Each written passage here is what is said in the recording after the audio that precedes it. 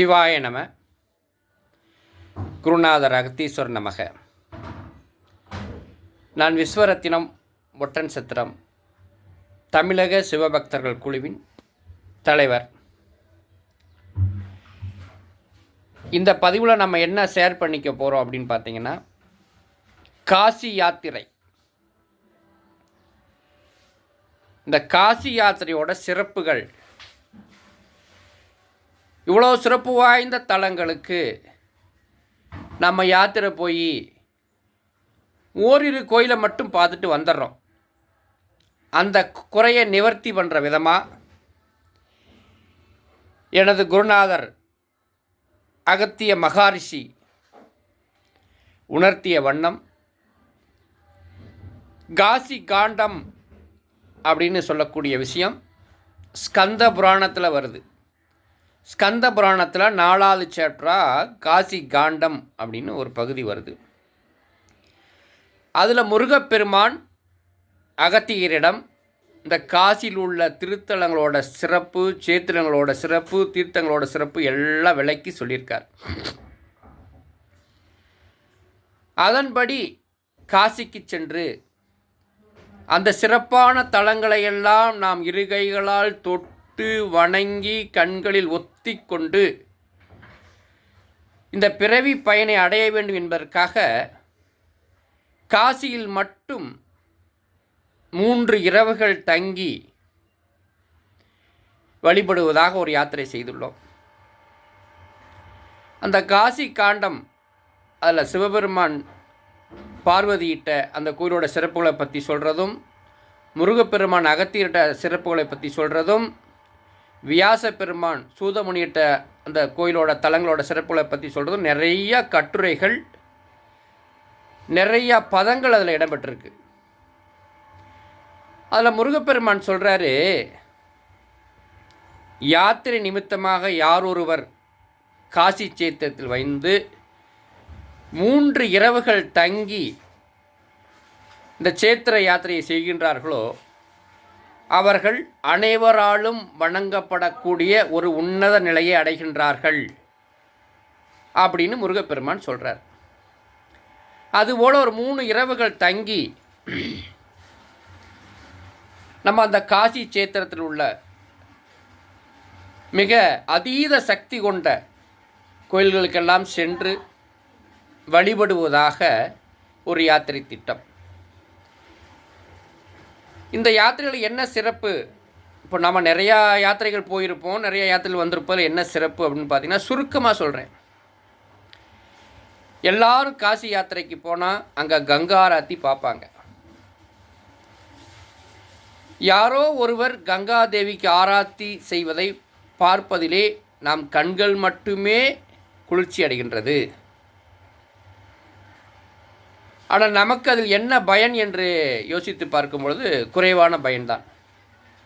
ஆனால் நம்ம யாத்திரையில் என்ன பண்ணுவோம்னு பார்த்திங்கன்னா, அந்த காசி காண்டம் புத்தகத்தில் கங்காதேவியோட 1000 திருநாமங்கள் குறிப்பிடப்பட்டிருக்காங்க. கங்கா சகஸ்கர நாமம். அந்த நாமங்களையெல்லாம் சொல்லி நாமளே கங்கா கரையில் உட்காந்து நம்ம கைகளால் மலர்களை தூவி தூவி தூவி கங்காதேவிக்கு தூவி 1000 நாமங்களை கங்காதேவிக்கு சொல்லி போற்றி போற்றி ஓம் கங்கா தாயே நமக, இந்த மாதிரி 1000 திருநாமங்களை சொல்லி கங்காதேவி நம்ம வழிபடுவோம். இதனுடைய பலன் உங்களுக்கு எப்படி இருக்கும் நீங்கள் புரிஞ்சுக்கோங்க.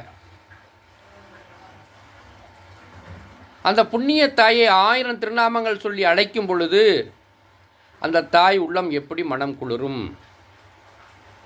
யாரோ ஒரு கங்கா ஆராத்தி செய்யும்போது நம்ம கண்களுக்கு மட்டுமே குளிர்ச்சி கிடைக்கிறது. ஆனால் நாம் சகஸ்கர நாமம் சொல்லி கங்காதேவி வழிபடும் பொழுது கங்காதேவி குளிர்ச்சி அடைகிறாள். நாம் பூர்வ கர்மாக்கள் எல்லாம் கரைந்து ஓடுகிறது, இந்த கங்கை கரையிலேயே கரைஞ்சு ஓடுகிறது. இப்படி ஒரு சிறப்புகளான நிறையா திட்டங்கள் கூடிய யாத்திரை தான் நம்ம யாத்திரை.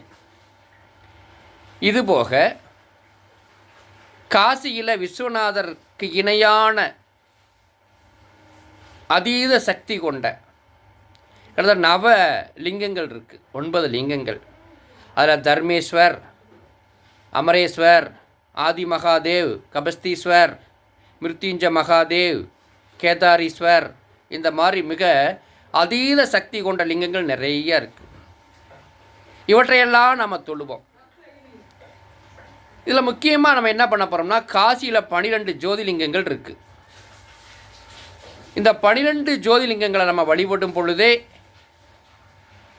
நம்மை பிறவி பயனை அடைந்து விடுகின்றோம். எல்லாம் அதீத சக்தி கொண்டது. என்னங்க ஜோதிலிங்கம்னா எல்லோரும் வடக்கே நிறையா பக்கம் சொல்கிறாங்க, நீங்கள் காசியிலே 12 ஜோதிலிங்கம் சொல்கிறீங்களே அப்படின்னு கேட்குறீங்க. அதனுடைய சிறப்புகளை உங்களுக்கு சுருக்கமாக என்ன சொல்கிறோன்னா, முருகப்பெருமான் அகத்தியர்கிட்ட சொல்கிறாரு, இமயமலையில் இருக்கிற கேதாரீஸ்வரர் நீங்கள் வழிபடுவதற்கு என்ன புண்ணியம் கிடைக்குமோ அதுபோல் 7 மடங்கு புண்ணியத்தை நீங்கள் காசியில் உள்ள கேதாரீஸ்வரை வணங்கும் பொழுது கிடைக்கிறது. நான் சொல்லலைங்க, முருகப்பெருமான் சொல்கிறார். இமயமலையில் இருக்கிற கேதாரீஸ்வரர் வணங்கினால் என்ன புண்ணியம் கிடைக்குமோ அதுபோல் 7 மடங்கு புண்ணியத்தை நீங்கள் காசியுள்ள கேதாரீஸ்வரை வணங்கும் பொழுது கிடைக்கிறது அப்படின்னு முருகப்பெருமான் சொல்கிறார். இதுபோல தான் 12 ஜோதிலிங்கத்துக்கும் அதீத சக்தி, அதீத பெருமை. இந்த பெருமை வாய்ந்த 12 ஜோதிலிங்கங்களை வழிபடுவது, இதுபோக காலபைரவர் மட்டும் தான் எல்லோரும் வழிபடுவாங்க காசியில். அவர் நடுவில் இருப்பார் காசிக்குள்ளே. சுற்றிலும் 8 திக்குகளிலும் 8 பைரவர்கள் காசியை காவல் காக்கிறார்கள். இந்த 8 பைரவர்களையும் நம்ம தரிசனம் பண்ணுவோம். இதுபோக நவ துர்க்கை, 9 துர்க்கை, அன்னபூரணி தாயும் ஒரு துர்க்கை தாங்க, அந்த 9 துர்க்கைகளையும் வழிபடுவோம். நவ கௌரி, 9 கௌரிகளையும் வழிபட முயற்சி செய்வோம். காசியிலே சூரிய பெருமான் சிவபெருமானை வழிபட்ட 12 இடங்கள் இருக்கிறது. அது 12 ஆதித்யர்கள் என்று சொல்வார்கள். அந்த 12 ஆதித்யர்களை வழிபடுவோம். இவற்றையெல்லாம் எவ்வளவு முடியுமோ அத்தனை எண்ணிக்கையை, 9 துர்க்கை என்றால் 7 8, 9 கௌரி என்றால் 7 8, முடிந்தால் 9, நாம் கால அவகாசத்தை பொறுத்து அத்துணை தலங்களையும் தரிசனம் செய்ய போகிறோம். இதில் நிறைய பெருமை வாய்ந்த லிங்கங்கள்லாம் இருக்குது. அமரேஸ்வரர், அமர்நாத்தில் இருக்கிற அமரேஸ்வரர் காசியில் இருக்கார். 12 ஜோதிங்கள் லிங்கங்கள் இருக்குது. நேபாளில் இருக்கிற பசுபதிநாதர் காசியில் இருக்கார்.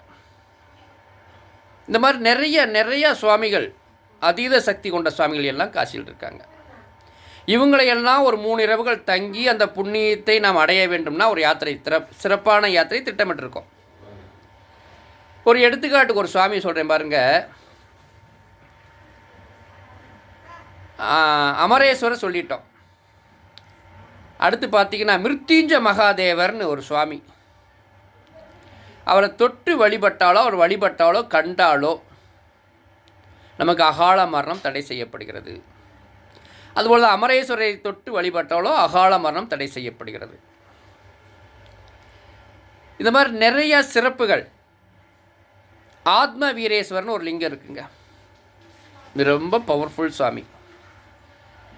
அவருக்கு நீங்கள் ஒரு மலரை கொண்டே சூட்டிங்கன்னா 3 கோடி மலரை சூட்டினதுக்கு சமம்.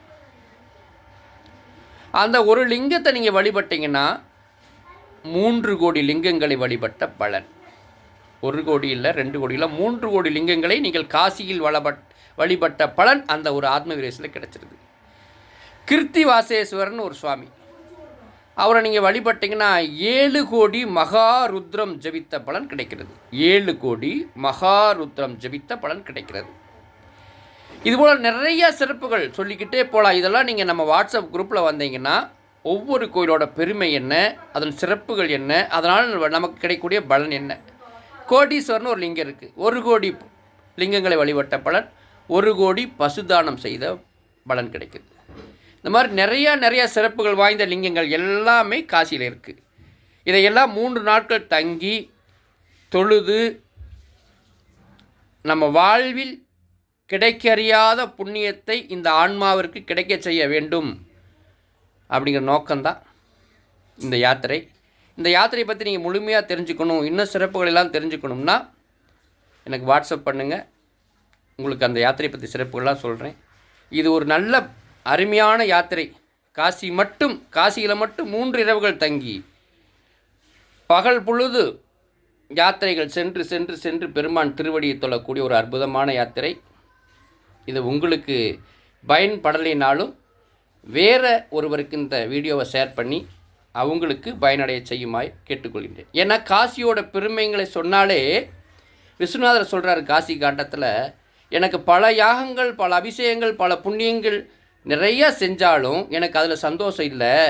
ஆனால் அந்த காசி சேத்திரத்தோட பெருமையை யார் இன்னொருக்கு சொல்கிறார்களோ அவர் எனக்கு ரொம்ப பிரியமானவங்கன்னு சிவபெருமான் சொல்கிறார், விஸ்வநாதர் சொல்கிறார். அதனால் இதனுடைய பெருமைகள்லாம் நீங்கள் அடுத்தவங்களுக்கு பகிரும் பொழுது நீங்கள் விஸ்வநாதருக்கு நெருக்கமான ஒரு பக்தராக மாறிவிடுகின்றீர்கள். நல்லதுங்கம்மா, நல்லதுங்கய்யா. சிவாய நம, சிவாய நம, சிவாய நம.